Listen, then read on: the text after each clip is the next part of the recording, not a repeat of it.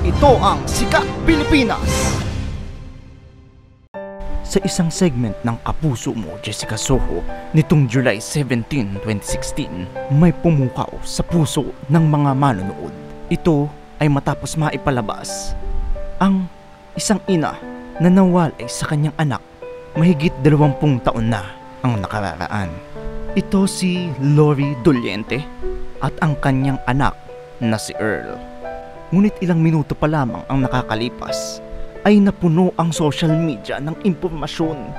Ito ay matapos mag-post ang isang nagngangalang Armstrong Miggy sa kanyang Facebook account.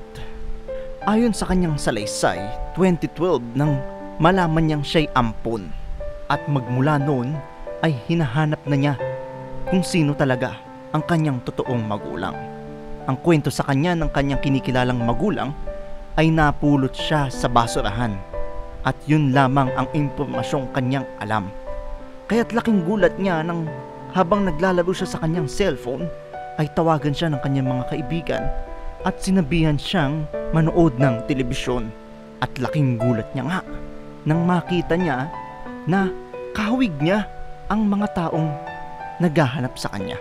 At marami na ring netizen ang tumulong upang magkausap itong si Armstrong Miggy at ang pamilyang naghahanap kay Earl.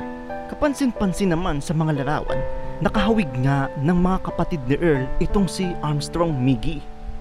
Kaya marami ang nagsususpecha na ito na ngang si Armstrong Miggy ang hinahanap ng pamilya Doliente. Umaas ang maraming netizen at pati ang Sikat Pilipinas na sana nga ay mahanap na si Earl.